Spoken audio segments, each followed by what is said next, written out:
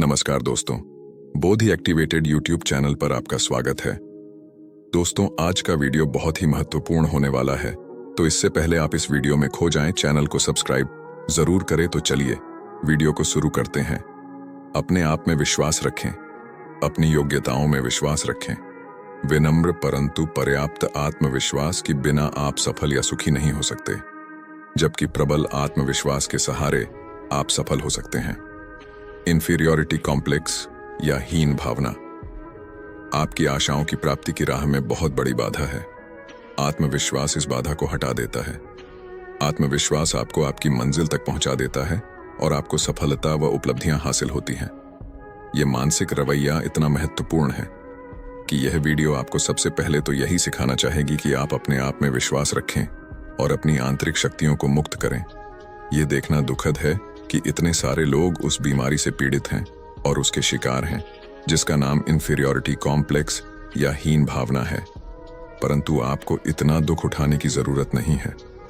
अगर उचित कदम उठाए जाएं, तो आप इस समस्या को हल कर सकते हैं। आप अपने आप में रचनात्मक आस्था जगा सकते हैं, ऐसी आस्था जो तर्कसंगत है। एक बार मैं शहर के ऑडिटोरियम में बिजनेसमैनों की सभा में भाषण दे रहा था।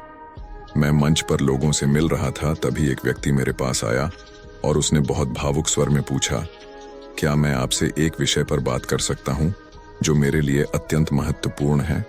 मैंने उससे कहा कि वह इंतजार करे और बाकी लोगों के चले जाने पर मिले। फिर हम मंच के पीछे की तरफ जाकर बैठ गए। उसने कहा, मैं इस शहर में अपने जीवन की सबसे महत्वपूर्ण बिजनेस डील के लिए आया हूं। अगर मैं सफल हो गया तो मेरी किस्मत चमक जाएगी, परंतु अगर मैं असफल हो गया तो मैं हमेशा के लिए बर्बाद हो जाऊंगा। मैंने उसे सुझाव दिया कि वह थोड़ा रिलैक्स हो जाए, क्योंकि जिंदगी में कोई भी बात इतनी पक्की नहीं होती। अगर वह सफल होता है तो अच्छी बात है, परंतु अगर वह सफल नहीं होता है तो चिंता की क्या बात है, कल और मौके भी तो आएंगे। उसने निराश स्वर में कहा, मुझे अपने आप पर बिल्कुल भी भरोसा नहीं है।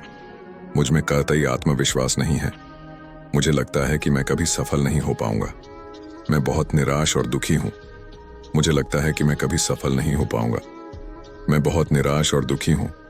सच कहूं तो मेरी जिंदगी का जहाज लगभग डूब चुका है। मैं अब 40 साल का हो चुका हूं। ऐसा क्यों है कि मैं जिंदगी भर हीन भावना, आत्मविश्वास की कमी और खुद पर शंका के कारण परेशान रहा हूं। आज मैंने आपका भाषण सुना जिसमें आपने सकारात्मक चिंतन की शक्ति के बारे बात की। मैं आपसे यह पूछना चाहता हूं कि मैं अपने आप में किस तरह आस्था रख सकता अपना आत्मविश्वास किस तरह बढ़ा सकता हूं। इसके लिए 2 कदम उठाए जा सकते हैं, मैंने जवाब दिया। सबसे पहले तो यह जानना महत्वपूर्ण है कि आप में शक्तिहीनता की भावनाएं क्यों और कहां से आ रही हैं। इसमें विश्लेषण की जरूरत है और इसलिए इसमें समय लगेगा। हमें अपने भावनात्मक रोगों के प्रति भी वही नजरिया रखना चाहिए जो डॉक्टर शारीरिक रोगों के प्रति रखता है, परंतु ये काम तत्काल नहीं किया जा सकता। कम से कम आज की रात हमारी छोटी सी मुलाकात में तो बिल्कुल नहीं किया जा सकता, और स्थायी समाधान खोजने के लिए उपचार की आवश्यकता होगी। परंतु इस तात्कालिक समस्या से निपटने के लिए मैं आपको एक फॉर्मूला जरूर दे सकता हूं। मैं दावे से कह सकता हूं कि अगर आप इसका प्रयोग करेंगे तो यह आपके बहुत काम आएगा। मैं आपको कुछ शब्द लिख कर दूंगा। जब आप रात को सड़क पर जाएं तो उन शब्दों को दोहराते हुए जाएं। रात को बिस्तर पर जाने के बाद भी आप उन्हें कई बार दोहराएं। जब आप कल सुबह सोकर उठें तो भी बिस्तर से उठने के पहले 3 बार दोहरा लें। पक्के विश्वास और सच्ची आस्था के नजरिए के साथ ऐसा करें और आपको इस समस्या से निपटने के लिए पर्याप्त शक्ति और योग्यता अपने आप मिल जाएगी।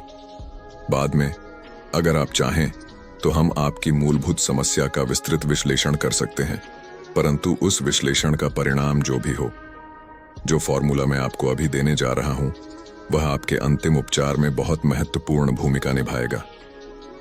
मैं ईसा मसीह की मदद से सारे काम कर सकता हूं, क्योंकि वही मुझे शक्ति देते हैं। वह इन शब्दों से परिचित नहीं था, इसलिए मैंने उन्हें एक कार्ड पर लिख दिया और उससे वहीं पर 3 बार जोर से पढ़वाया। अब जाओ और इस नुस्खे का पालन करो। मुझे विश्वास है कि सब कुछ ठीक हो जाएगा। वह उठा और एक पल के लिए चुपचाप खड़ा रहा। फिर उसने काफी भावुक अंदाज में कहा, ठीक है डॉक्टर, ठीक है, मैंने उसे अपने कंधे सीधे करते और रात के अंधेरे में बाहर जाते हुए देखा। वह दुखी लग रहा था, परंतु जिस तरह से वह चल रहा था उससे मुझे यह एहसास हुआ कि आस्था, फेथ, उसके मस्तिष्क में अपना काम शुरू कर चुकी है। बाद में उसने बताया कि इस छोटे से फॉर्मूले ने सचमुच जादू कर दिया था। उसने यह भी कहा, विश्वास ही नहीं होता कि बाइबल के कुछ शब्द किसी इंसान के लिए इतना कुछ कर सकते हैं। बाद में इस व्यक्ति ने अपने हीन भावना के नजरिए के कारणों का अध्ययन करवाया। वैज्ञानिक परामर्श और धार्मिक आस्था के प्रयोग द्वारा इन्हें हटा दिया गया। उसे सिखाया गया कि किस तरह आस्था रखी जाए। उसे कुछ विशिष्ट निर्देश दिए गए जिनका पालन उसे करना था, जो इस अध्याय में बाद में दिए गए हैं। धीरे धीरे उसने दृढ़, स्थायी और पर्याप्त विश्वास हासिल कर लिया। वह अब भी इस बात पर हैरान होता है कि पहले अच्छी चीजें उससे दूर भागती थीं, जबकि अब वे उसके करीब आ जाती हैं। उसका व्यक्तित्व भी अब नकारात्मक की जगह सकारात्मक हो गया है। इस वजह से अब वह सफलता को अपने से दूर नहीं भगाता, बल्कि अपनी ओर आकर्षित करता है। अब उसे अपनी खुद की शक्तियों में सच्चा विश्वास हो गया है। हीन भावना के कई कारण होते हैं और उसमें से ज्यादातर की जड़ें हमारे बचपन में होती हैं। एक एग्जीक्यूटिव ने एक बार मुझसे एक युवक के बारे में परामर्श मांगा जिसका वह प्रमोशन करना चाहता था, परंतु उसने यह भी कहा, महत्वपूर्ण गोपनीय जानकारी के विषय में इस व्यक्ति पर भरोसा नहीं किया जा सकता और मुझे इस बात का बेहद अफसोस है, क्योंकि अगर ऐसा न होता तो मैंने उसे अपना प्रशासनिक सहयोगी बना लिया होता। उसमें बाकी सभी आवश्यक योग्यताएं हैं, परंतु वह बहुत ज्यादा बोलता है और हालांकि उसका ऐसा कोई इरादा नहीं होता, परंतु वह निजी और महत्वपूर्ण गोपनीय रहस्य सबको बता देता है। विश्लेषण करने पर मैंने पाया कि वह युवक केवल अपनी हीन भावना के कारण ही ज्यादा बोलता था। अपनी हीन भावना को छुपाने के लिए वह अपने ज्ञान का प्रदर्शन करने से अपने आप को रोक नहीं पाता था। वह उन लोगों के साथ काम कर रहा था जिनकी आर्थिक स्थिति अच्छी थी और जो कॉलेज और फ्रेटर्निटी में रह चुके थे, परंतु यह लड़का गरीबी में पला बढ़ा था और वह न तो कॉलेज गया था न ही फ्रेटर्निटी का सदस्य था। इसलिए वह अपने सहयोगियों के सामने शिक्षा और सामाजिक स्तर के मामले में खुद को छोटा समझता था। उसने सहयोगियों के सामने अपनी प्रतिष्ठा जमाने और अपने आत्मस्वाभिमान को बढ़ाने के लिए उसका अवचेतन मस्तिष्क, जो हमेशा कोई न कोई सांत्वना का तरीका ढूंढ लेता है, उसे उसकी ईगो बढ़ाने के तरीके सुझाता रहा था। वह उद्योग में अंदर की बातें जानता था और अपने सीनियर्स के साथ सम्मेलनों में जाया करता था, जहां वह प्रसिद्ध लोगों से मिलता था और महत्वपूर्ण निजी चर्चाओं को सुनता था। वह बस इतनी सी अंदरूनी जानकारी बता देता था ताकि उसके सहयोगी उसके प्रति ईर्ष्या और प्रशंसा के भाव से भर जाएं। इससे उसका आत्मस्वाभिमान बढ़ जाता था और प्रतिष्ठा की उसकी इच्छा भी पूरी हो जाती थी। जब नियोक्ता को उसके व्यक्तित्व के इस गुण का कारण पता चला, तो एक दयालु और सहिष्णु व्यक्ति होने के नाते उसने युवक को बताया कि इस बिजनेस में उसकी योग्यताओं की वजह से उसे कितने अवसर मिल सकते हैं। उसने यह भी बताया कि किस तरह उसकी हीन भावना उसे गोपनीय मामलों में अविश्वसनीय बना रही है। इस आत्मज्ञान के साथ ही आस्था और प्रार्थना की तकनीकों के गंभीर अभ्यास ने उसे उसकी कंपनी का एक बहुमूल्य कर्मचारी बना दिया। उसकी सच्ची शक्तियां अब जाग चुकी थीं। मैं शायद आपको वह तरीका बता सकता हूं जिससे कई युवा व्यक्तिगत रूप से हीन भावना विकसित कर लेते हैं। बचपन में मैं बहुत दुबला था। मुझ में ऊर्जा की कोई कमी नहीं थी। मैं ट्रैक टीम में था और मैं किसी खंभे की तरह स्वस्थ और कठोर था, परंतु मैं किसी कील की तरह दुबला था और मुझे इसी बात का दुख था, क्योंकि मैं दुबला नहीं रहना चाहता था। सभी लोग मुझे पतलू कहकर बुलाते थे, जबकि मैं चाहता था कि मुझे मोटू मोटू कहकर बुलाया जाए। मैं मोटा होना चाहता था। मैं कठोर, कड़क और मोटा होने के लिए लालायित था। मैंने मोटे होने की हर संभव कोशिश की। मैंने कॉड लिवर ओनील पिया, अनगिनत मिल्क शेक पिए, हजारों चॉकलेट खाई जिनमें क्रीम भी थी और गिरी भी। मैंने असंख्य केक और पाई खाए, परंतु किसी चीज से रत्ती भर भी फर्क नहीं पड़ा। मैं दुबला का दुबला ही रहा। मैं रातों को इस बात पर चिंता किया करता था और दुखी होता रहता था। मैं 3 साल की उम्र तक मोटे होने की कोशिश करता रहा। तभी अचानक मैं सचमुच मोटा हो गया। मेरे कपड़ों की सिलाई उधड़ने लगी। तब मैं जागा, परंतु तब तक मैं बहुत ज्यादा मोटा हो चुका था। आखिरकार मुझे 40 पाउंड वजन कम करने में और सम्मानजनक आकार में आने में काफी कष्ट हुआ और बहुत मेहनत करनी पड़ी। दूसरी बात यह थी, इस व्यक्तिगत विश्लेषण को मैं यहाँ पर सिर्फ इसलिए दे रहा हूँ ताकि इससे लोगों को यह पता चले कि यह बीमारी किस तरह काम करती है, कि मैं एक पादरी का पुत्र था और मुझे ये बात बार बार याद दिलाई जाती थी। बाकी सभी लोग जो चाहे वह कर सकते थे, परंतु अगर मैंने जरा सी छोटी सी भी गड़बड़ की तो लोग कहते थे, अरे तुम तो पादरी के बेटे हो। तो मैं पादरी का पुत्र नहीं होना चाहता था, क्योंकि ऐसा माना जाता है कि उपदेशकों के पुत्र अच्छे बच्चे होते हैं और कमजोर टाइप के होते हैं। मैं अपनी सख्त और कड़क छवि बनाना चाहता था। शायद यही वह कारण है कि पादरियों के पुत्रों की ऐसी छवि बन गई है कि उनके साथ आसानी से संवाद नहीं किया जा सकता, क्योंकि वे चर्च के झंडे को हर वक्त उठाए रखने के खिलाफ बगावत करते हैं।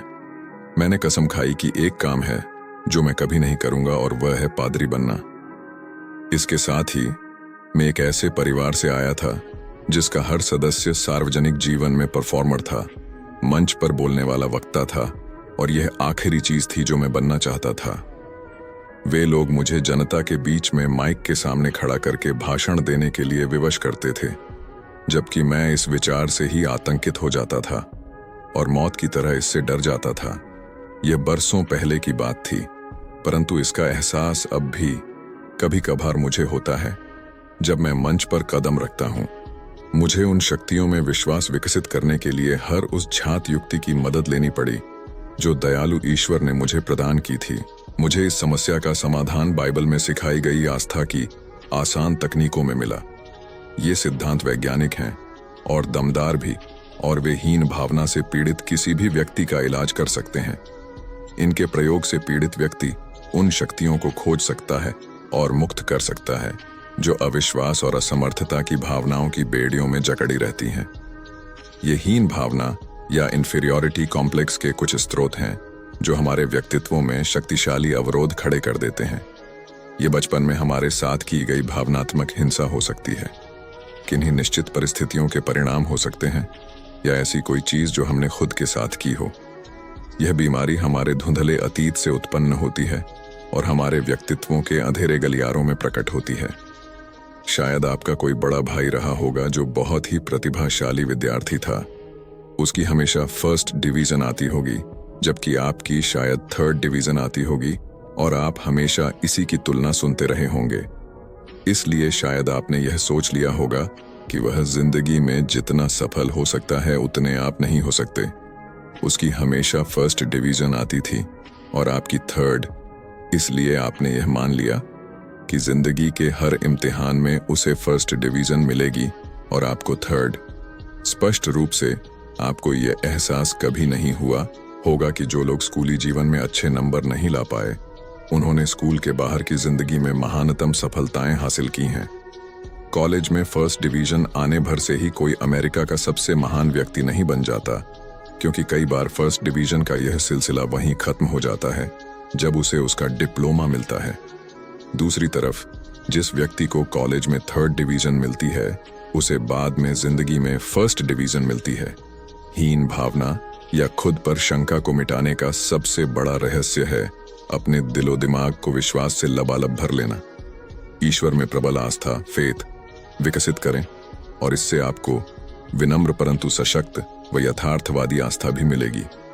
प्रबल आस्था प्रार्थना से हासिल होती है, ढेर सारी प्रार्थना से, बाइबल को पढ़ने और मानसिक रूप से आत्मसात करने से हासिल होती है, तथा इसकी प्रार्थना की तकनीकों के अभ्यास से हासिल होती है।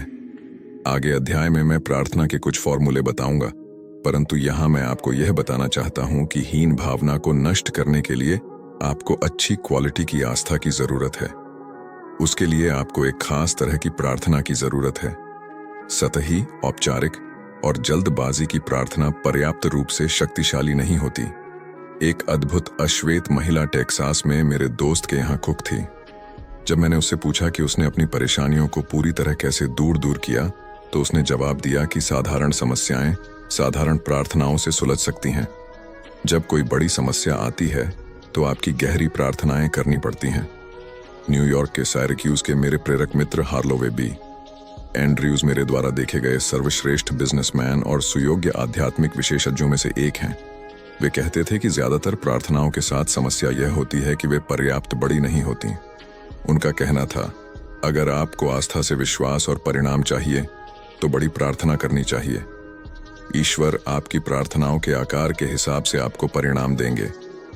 इसमें कोई संदेह नहीं कि वे सही थे, क्योंकि बाइबल में लिखा है, आपकी आस्था के अनुरूप ही आपको मिलेगा। मैथ्यू 9:19। तो आपकी समस्या जितनी बड़ी हो, आपकी प्रार्थना भी उतनी ही बड़ी होनी चाहिए। गायक रोलैंड हेज ने अपने दादाजी को उद्धृत कोट करते हुए मुझे बताया, जिनकी शिक्षा उनके पोते के बराबर नहीं थी, परंतु उनकी आंतरिक बुद्धि स्पष्ट रूप से प्रशंसनीय थी। उन्होंने कहा, बहुत सी प्रार्थनाओं के साथ समस्या यह होती है कि उनमें कोई गहराई नहीं होती। अपनी प्रार्थनाओं को अपनी शंकाओं, अपने डरों, अपनी हीनताओं की गहराई में ले जाएं। गहरी और बड़ी प्रार्थनाएं करें जिनमें पर्याप्त गहराई हो। इसके बाद आप में शक्तिशाली और महत्वपूर्ण आस्था विकसित हो जाएगी। किसी योग्य आध्यात्मिक सलाहकार के पास जाएं और उससे सीखें कि आपको किस तरह आस्था विकसित करनी चाहिए। आस्था को हासिल करने व इसका उपयोग करने की कुशलता और इसके द्वारा दी गई शक्तियों को मुक्त करने की प्रवीणता ऐसी योग्यताएं हैं जो बाकी योग्यताओं की तरह बढ़ी, सीखी और अपनाई जानी चाहिए। अभ्यास से ही आप इसमें पारंगत होंगे। इस अध्याय के अंत में आपकी हीन भावना के पैटर्न को दूर करने और आस्था विकसित करने के लिए 10 सुझाव दिए गए हैं। इन नियमों पर लगन से अभ्यास करें। ये नियम आत्मविश्वास विकसित करने में आपकी मदद करेंगे, क्योंकि वे आपकी हीन भावनाओं को तितर-बितर कर देंगे, चाहे उनकी जड़ें कितनी ही गहरी क्यों न जमी हों। इस बिंदु पर मैं यह बताना चाहता हूं कि आत्मविश्वास की भावनाओं को बढ़ाने के लिए अपने मस्तिष्क को विश्वास के सुझाव देना बहुत असरदार होता है। अगर आपके मस्तिष्क में असुरक्षा और अयोग्यता के विचार प्रबलता से भरे हुए हों, तो ऐसा इस वजह से है क्योंकि इसी तरह के विचार लंबे समय से आपके चिंतन पर हावी रहे हैं। आपको अपने मस्तिष्क के विचारों को दूसरा और अधिक सकारात्मक पैटर्न देना चाहिए। ऐसा आस्था और विश्वास के लगातार सुझाव देकर किया जा सकता है। यदि आप अपने मस्तिष्क को फिर से प्रशिक्षित करना चाहते हैं और इसे शक्ति उत्पादक प्लांट में बदलना चाहते हैं, तो दैनिक जीवन की व्यस्त गतिविधियों में विचारों का अनुशासन जरूरी है। आपके रोजमर्रा के जीवन के बीच में भी विश्वास के विचारों को चेतना के अंदर धकेलना संभव है। आइए मैं आपको उस व्यक्ति के बारे में बताऊं जिसने एक अद्भुत विधि द्वारा ऐसा किया। ठिठुरते हुए जाड़े की एक सुबह वह मिड वेस्टर्न सिटी की एक होटल में मुझे मिलने आया। मुझे 35 मील दूर दूसरे शहर में लेक्चर देने जाना था। मैं उसकी कार में बैठ गया और वह फिसलती हुई सड़क पर तेज रफ्तार से गाड़ी चलाने लगा। मुझे लगा जैसे वह जरूरत से ज्यादा तेज गाड़ी चला रहा था। मैंने उसे याद दिलाया कि हमारे पास पर्याप्त समय था और यह सुझाव दिया कि वह आराम से गाड़ी चलाए, मेरी ड्राइविंग के बारे में चिंता न करें। उसने जवाब दिया, पहले मुझे भी कई तरह की चिंताएं और असुरक्षाएं सताती थीं, परंतु अब मैं चिंताओं से ऊपर उठ चुका हूं। पहले मैं हर बात से डरता था। मैं कार या हवाई जहाज में यात्रा करने से डरता था। जब मेरा परिवार कहीं जाता था तो जब तक वे लोग वापस नहीं लौट आते थे, तब तक मैं चिंता में घुलता रहता था। मुझे हमेशा यही लगता रहता था जैसे मेरे साथ कुछ न कुछ बुरा होने वाला है, और इस वजह से मेरा जीवन दुख से भर गया था। मुझ में हीन भावना बुरी तरह भरी हुई थी और मुझ में आत्मविश्वास की भारी कमी थी।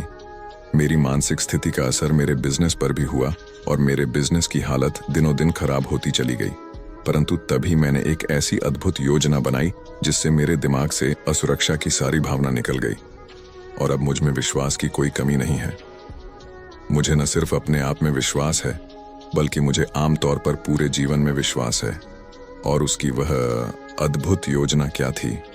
उसने मुझे कार में विंड स्क्रीन के ठीक नीचे इंस्ट्रूमेंट पैनल पर लगे 2 क्लिप दिखाए। फिर उसने ग्लव कंपार्टमेंट में हाथ डाला और बहुत से छोटे कार्ड निकाले। उसने एक कार्ड को चुना और उसे क्लिप में फंसा दिया।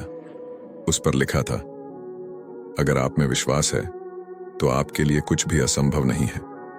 मैथ्यू 7:20।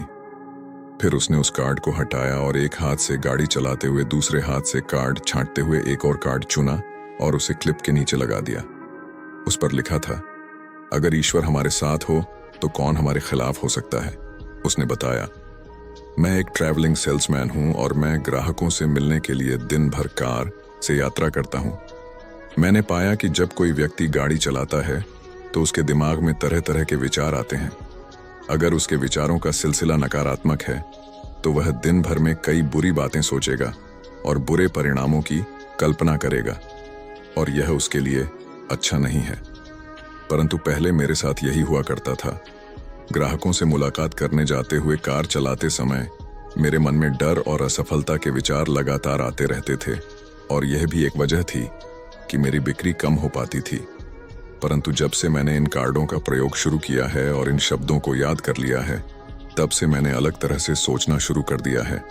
पहले जो पुरानी असुरक्षाएं मुझे सताती थीं, वे अब मेरे मन से लगभग पूरी तरह निकल चुकी हैं। अब असफलता और अयोग्यता के डर के विचारों के बजाय मैं आस्था और साहस के विचार सोचने लगा हूं। यह सचमुच आश्चर्यजनक है कि इस तरीके ने मुझे कितना बदल दिया है। इस अद्भुत तकनीक ने मेरे बिजनेस को भी चमका दिया है, क्योंकि अगर आप असफल होने की कल्पना करते हुए किसी ग्राहक के पास जाएंगे तो आपको बेचने में सफलता कैसे मिल सकती है। मेरे दोस्त की योजना सचमुच समझदारी की योजना थी। ईश्वर की उपस्थिति, उसका सहयोग, उसकी मदद, इन सब सकारात्मक बातों को इस व्यक्ति ने अपने मन में बिठा लिया था, और इस वजह से उसने सचमुच अपने विचारों का सिलसिला बदल लिया। उसने असुरक्षा की लंबे समय से जमी हुई भावना को जड़ से खत्म कर दिया। उसने अपनी संभावित शक्तियों को जगा लिया था। हम किस तरह से सोचते हैं, इसके कारण ही हम असुरक्षा या सुरक्षा की भावना का निर्माण करते हैं। अगर हम हमेशा यही विचार करें और कल्पना करें कि कोई बुरी घटना टना होने वाली है, तो इसका परिणाम यह होगा कि हम हमेशा असुरक्षित महसूस करेंगे। इससे भी ज्यादा गंभीर बात यह है कि हम अपने विचारों की शक्ति द्वारा उन बुरी घटनाओं को आमंत्रण भी देते हैं जिनसे हम डर रहे हैं। इस सेल्समैन ने कार में अपने सामने कार्ड रखकर साहस और विश्वास के महत्वपूर्ण विचारों द्वारा सचमुच सकारात्मक परिणाम प्राप्त किए। पहले उसकी शक्तियां पराजय के मनोविज्ञान के बंधन में बंधी हुई थीं। अब रचनात्मक नजरिए की प्रेरणा के कारण वह बंधन खुल गए और उस व्यक्ति की शक्तियां पूरी तरह स्वतंत्र हो सकीं। स्पष्ट रूप से आत्मविश्वास की कमी आज इंसान की सबसे बड़ी समस्याओं में से एक है। एक यूनिवर्सिटी में मनोविज्ञान के लगभग 600 विद्यार्थियों का सर्वे किया गया। विद्यार्थियों से पूछा गया कि उनकी सबसे कठिन व्यक्तिगत समस्या कौन सी है। 75% ने जवाब दिया, आत्मविश्वास की कमी। इस आधार पर हम यह अनुमान लगा सकते हैं कि आम जनता की स्थिति भी कमोबेश यही होगी। हर जगह आप ऐसे लोगों से मिलते हैं जो अंदर से डरे हुए हैं, जो जिंदगी में दुबक कर चलते हैं, जिनमें असुरक्षा और अयोग्यता की भावनाएं गहराई में जमी हुई हैं, जिन्हें अपनी शक्तियों पर संदेह है। अंदर ही अंदर उन्हें विश्वास नहीं होता कि वे किसी जिम्मेदारी को निभाने के काबिल हैं या उनमें अवसर का लाभ उठाने की क्षमता है। उन्हें हमेशा यह अस्पष्ट और काल्पनिक डर लगा रहता है कि कुछ न कुछ गड़बड़ होने वाली है। उन्हें यह विश्वास नहीं होता कि उनमें उतने सफल होने की काबिलियत है जितने सफल वे होना चाहते हैं। इसीलिए वे अपनी सामर्थ्य से बहुत कम स्तर पर ही संतुष्ट होने की कोशिश करते हैं। जिंदगी की राह पर हजारों लोग हारे हुए और डरे हुए घुटनों के बल घिसटते हुए चले जा रहे हैं, और ज्यादातर मामलों में उनकी कुंठा या असमर्थता सिर्फ काल्पनिक है और इसीलिए अनावश्यक है। जीवन के आघात, मुश्किलों के पहाड़ और समस्याओं की बहुतायत से आपकी ऊर्जा कम होती है और आप थकान तथा हताशा का अनुभव करते हैं। इस स्थिति में आपकी शक्ति की वास्तविक स्थिति अक्सर छुप जाती है और आप हताशा में घुटने टेक देते हैं, जो तथ्यों के अनुरूप नहीं होता।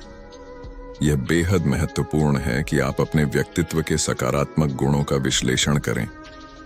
तार्किकता के नजरिए से ऐसा करने पर यह मूल्यांकन आपको विश्वास दिला देगा कि आप उतने पराजित नहीं हैं जितना कि आप अपने आप को सोचते हैं। उदाहरण के तौर पर 52 साल का एक व्यक्ति मेरे पास परामर्श के लिए आया। वह बहुत निराश था।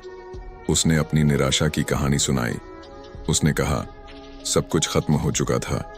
उसने जीवन भर जो बनाया था वह सब कुछ बर्बाद हो चुका था। सब कुछ ना? मैंने पूछा। सब कुछ। उसने दोहराया कि वह पूरी तरह बर्बाद हो चुका है। मेरे पास अब कुछ भी नहीं बचा है। सब कुछ चला गया है। अब कोई आशा नहीं है। और अब मैं इतना बूढ़ा हो चुका हूं कि एक बार फिर से शुरुआत नहीं कर सकता। मैंने अपना विश्वास खो दिया है। स्वाभाविक रूप से मेरे मन में उसके लिए सहानुभूति थी, परंतु यह स्पष्ट था कि उसकी प्रमुख समस्या यह थी कि निराशा की गहरी छाया उसके मस्तिष्क में प्रवेश कर गई थी और इस वजह से उसका नजरिया विकृत हो गया था।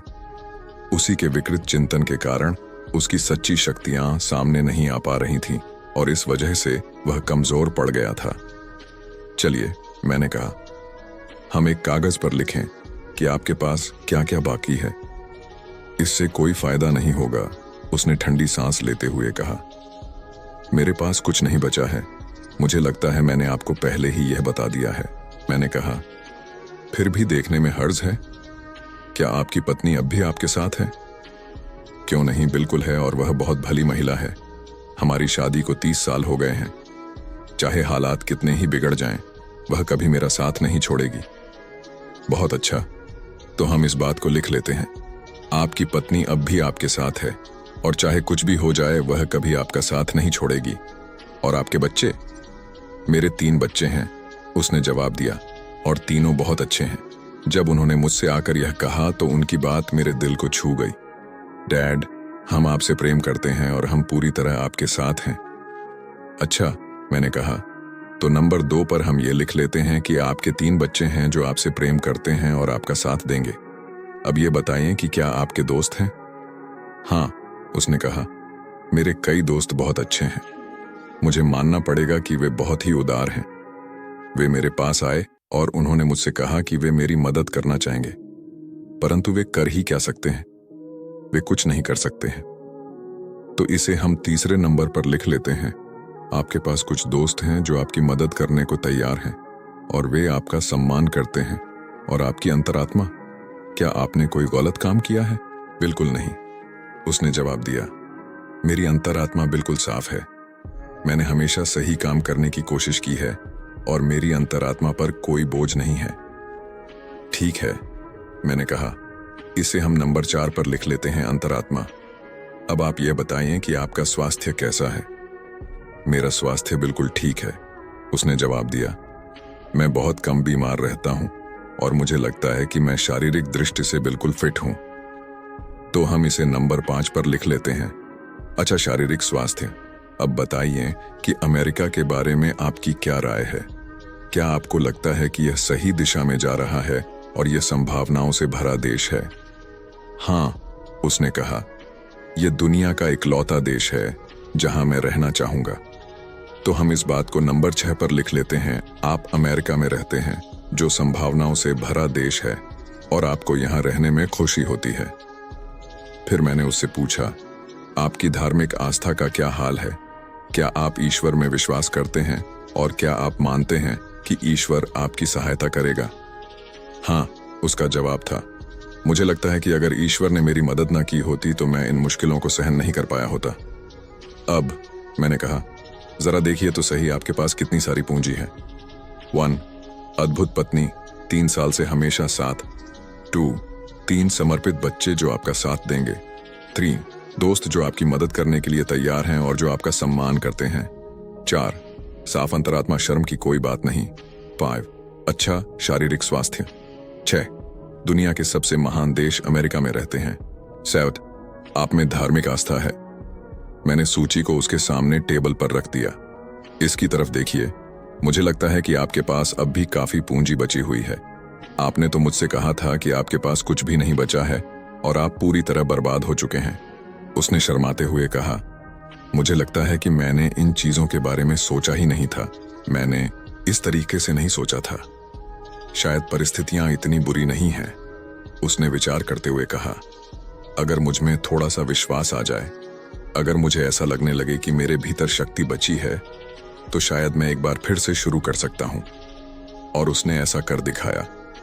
उसने एक बार फिर से शुरुआत की, परंतु वह ऐसा तभी कर पाया जब उसने अपने दृष्टिकोण और अपने मानसिक नजरिए को बदला। विश्वास ने उसकी शंकाओं को उसके मन से बाहर निकाल दिया और उसे इतनी शक्ति दी कि वह अपनी तमाम मुश्किलों को जीत पाया।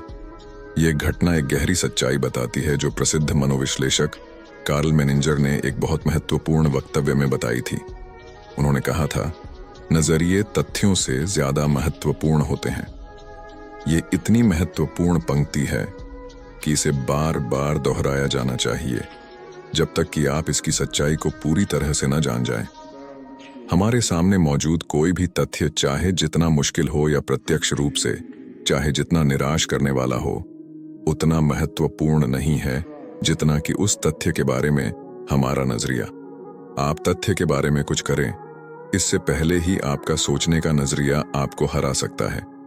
हो सकता है कि आप दरअसल इससे निपटना शुरू करने से पहले ही मानसिक रूप से इस तथ्य को स्वयं को पराजित करने की अनुमति दे दें।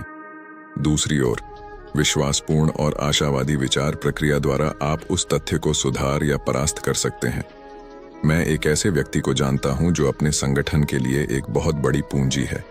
इसका कारण यह नहीं है कि उसमें कोई असाधारण योग्यता है, बल्कि इसका कारण यह है कि वह हमेशा एक विजयी विचार प्रक्रिया का प्रदर्शन करता है। जब उसके सहयोगी किसी प्रस्ताव पर निराशावादी प्रतिक्रिया करते हैं, तो वह वैक्यूम क्लीनर तकनीक का प्रयोग करता है। इसका अर्थ है कि वह सवालों की श्रृंखला द्वारा अपने सहयोगियों के दिमाग से धूल को खींच लेता है। वह उनके नकारात्मक नजरिए को बाहर निकाल लेता है। फिर वह चुपचाप उस प्रस्ताव के संबंध में सकारात्मक विचार सुझा देता है, जब तक कि नए नजरिए के कारण उन्हें तथ्यों की एक नई अवधारणा नहीं मिल जाती। लोग अक्सर इस बात पर चर्चा करते हैं कि जब यह व्यक्ति तथ्यों पर काम करना शुरू करता है तो तथ्य कितने भिन्न नजर आते हैं। विश्वास के नजरिए से बहुत फर्क पड़ता है और यह नियम तथ्यों के निष्पक्ष मूल्यांकन में बाधा भी नहीं डालता। हीन भावना का शिकार व्यक्ति सारे तथ्यों को विकृत दृष्टिकोण से देखता है। सुधार का रहस्य है सही दृष्टिकोण पाना, और यह हमेशा सकारात्मक पहलू की तरफ झुका होता है। अगर आपको लगता है कि आप पराजित हो चुके हैं और आपको अपनी जीतने की योग्यता में विश्वास नहीं है, तो आप बैठ जाएं, अपने हाथ में एक कागज लें और एक सूची बनाएं। याद रहे, आप ऐसी बातों की सूची न बनाएं जो आपके खिलाफ हैं, बल्कि ऐसी बातों की सूची बनाएं जो आपके पक्ष में हैं। अगर आप या मैं या कोई भी लगातार अपनी विरोधी शक्तियां के बारे में ही सोचता रहेगा, तो हम उन्हें जरूरत से ज्यादा शक्तिशाली बना देंगे। वे इतनी अधिक शक्तिशाली बन जाएंगी जितनी शक्ति उनमें दरअसल है ही नहीं। परंतु इसके विपरीत, अगर आप मानसिक रूप से अपने अच्छे पहलुओं पर ध्यान दें, अपनी पूंजी की सूची बनाएं, अपने विचारों को उन पर केंद्रित करें और उन पर पूरा जोर दें, तो आप किसी भी मुश्किल को पार कर जाएंगे, चाहे मुश्किल कैसी भी हो। इससे आपकी आंतरिक शक्तियां उभर जाएंगी और ईश्वर की सहायता से आप अपने आप को पराजय के दलदल से विजय के शिखर तक उठा सकेंगे।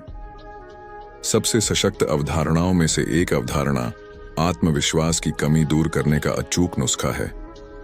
यह अवधारणा इस विचार में निहित है कि ईश्वर सचमुच आपके साथ है और आपकी मदद कर रहा है। यह धर्म की सबसे मूलभूत शिक्षा है कि सर्वशक्तिमान ईश्वर आपका साथी होगा, आपके पास रहेगा, आपकी मदद करेगा और आपको सफलता दिलाएगा। आत्मविश्वास विकसित करने के लिए कोई और विचार इतना महत्वपूर्ण नहीं है जितना कि यह साधारण विश्वास, बशर्ते इस पर अमल किया जाए। इसका अभ्यास करने के लिए सिर्फ यह दोहराएं, ईश्वर मेरे साथ है, ईश्वर मेरी मदद कर रहा है, ईश्वर मुझे राह दिखा रहा है। हर दिन कुछ मिनट उस ईश्वर की उपस्थिति की कल्पना में लगाएं, फिर इस बात में विश्वास करने का अभ्यास करें। अपने बिजनेस पर जाते समय यह विचार करें कि आपका यह विचार और आपकी यह कल्पना सत्य है। इसे दृढ़ता से कहें, इसकी कल्पना करें, इसमें विश्वास करें और यह खुद को हकीकत में बदल लेगा। इस तरीके से जो शक्तियां जागृत होंगी वे आपको हैरान कर देंगी। विश्वास की भावनाएं आपके मस्तिष्क में आदतन रहने वाले विचारों के प्रकार पर निर्भर करती हैं। अगर आप हार के बारे में सोचते रहेंगे तो आपकी हार तय है, परंतु अगर आप विश्वास के विचारों का अभ्यास करेंगे, अगर आप इसकी प्रबल आदत डाल लेंगे, तो आप यह प्रबल क्षमता विकसित कर लेंगे जिसके द्वारा आप अपनी मुश्किलों को जीत लेंगे, चाहे वे मुश्किलें कैसी भी हों। विश्वास की भावनाएं दरअसल बढ़ी हुई शक्ति को प्रेरित करती हैं। बासिल किंग ने एक बार कहा था, बहादुर बनो और ताकतवर शक्तियां तुम्हारी सहायता के लिए आ जाएंगी।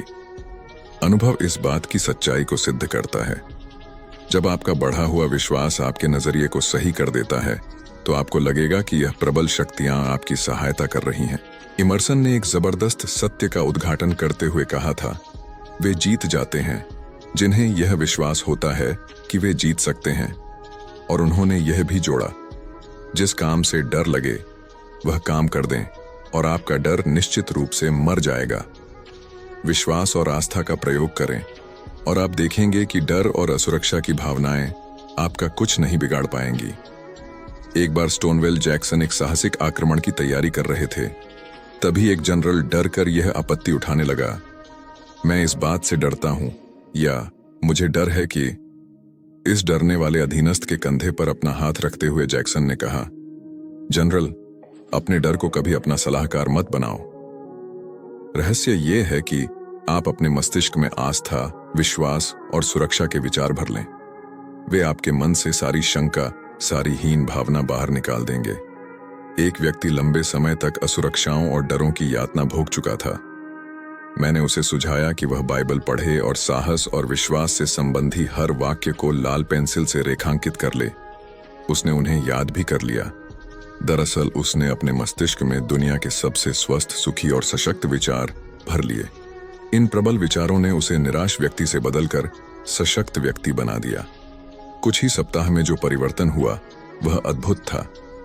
लगभग पूर्ण पराजय से वह एक विश्वासपूर्ण और प्रेरक व्यक्ति में बदल गया था। अब वह साहस और चुंबकीयता संप्रेषित करता है। उसने अपने विचारों को सही करने की आसान प्रक्रिया द्वारा अपनी शक्तियों और अपने आप में विश्वास एक बार फिर से हासिल कर लिया। संक्षेप में, आप अभी अपने आत्मविश्वास को बढ़ाने के लिए क्या कर सकते हैं? हीन भावना के नजरिए को जीतने और विश्वास बढ़ाना सीखने के लिए मैं यहाँ पर 10 आसान परंतु कारगर नियम दे रहा हूँ। हजारों लोगों ने इन नियमों का प्रयोग किया है और उन्हें इनके सफल परिणाम मिले हैं। इनके अनुसार चलें और आप भी अपनी शक्तियों में विश्वास कर पाएंगे। आपको भी शक्ति के नए संचार का अनुभव होगा। 1. अपने दिमाग में यह अमिट छवि बिठा लें कि आप सफल हो रहे हैं। इस छवि को हमेशा स्पष्टता से बनाए रखें। इसे धुंधला न होने दें। आपका मस्तिष्क इस तस्वीर को पूरा करने के रास्ते खोजेगा। कभी भी यह न सोचें कि आप असफल हो रहे हैं। अपनी मानसिक छवि की सच्चाई पर कभी शंका न करें। ऐसा करना बहुत खतरनाक है, क्योंकि मस्तिष्क जो तस्वीर बनाता है वह हमेशा उसे पूरा करने की कोशिश करता है। इसलिए हमेशा सफलता की तस्वीर ही बनाएं, चाहे आपके जीवन में इस क्षण कितनी ही समस्याएं या मुश्किलें क्यों न हों। 2.